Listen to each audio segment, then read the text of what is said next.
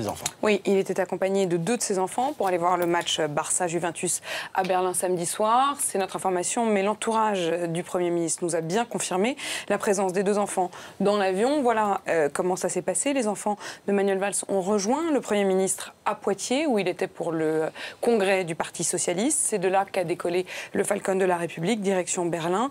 Les 2 enfants sont rentrés en avion avec le Premier ministre, direction Paris, d'où il est ensuite reparti, direction Poitiers pour la suite du congrès. L'entourage de Manuel Valls précise que cela n'a absolument rien rajouté au coût du vol, puisqu'il restait, nous disent-ils, 2 places disponibles. Il y avait donc 9 passagers à bord. D'abord la délégation officielle qui comportait 6 personnes, 3 officiers de sécurité, un aide de camp, un transmetteur et un médecin, et 3 autres places donc pour le Premier ministre et ses 2 enfants. Alors est-ce que c'est une faute politique, Apolline ?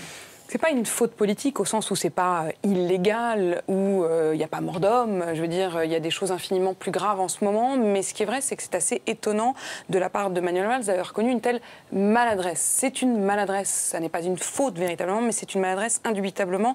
Et c'est une maladresse d'autant plus étonnante chez quelqu'un qui habituellement anticipe ce genre de polémique et qui sait que toutes les questions liées au transport sont très souvent polémiques. Regardez, c'est pas par hasard que François Hollande, à la fin de sa campagne, martelait que lui, il ne prendrait pas l'avion et qu'il prendrait le plus possible le train. Alors depuis, on le sait bien, il y a eu le plan Vigipirate, tout cela est infiniment plus compliqué qu'il n'y paraissait, mais tout ça, c'est des symboles. Alors la droite s'est emparée de cela, elle a beau jeu, on la sent d'ailleurs assez mal à l'aise aujourd'hui pour continuer à interroger éventuellement le Premier ministre là-dessus, puisque, évidemment, on se souvient de tout ce qui avait entouré notamment les déplacements de Nicolas Sarkozy. Souvenez-vous du premier été de Nicolas Sarkozy président, qui était parti à Wolfboro, sur la côte est des États-Unis, en avion présidentiel, accompagné de Cécilia Sarkozy, mais aussi d'amis de la famille. Cela dit, depuis le début de cette histoire, Manuel Valls est quand même sur la défensive et il se défend en attaquant. Et c'est cette attitude qui étonne. Il a attaqué d'abord les grincheux, il a attaqué les polémistes et hier soir, il a dit qu'on lui reprochait sa passion du sport et il a même ajouté « la passion, ça dérange ».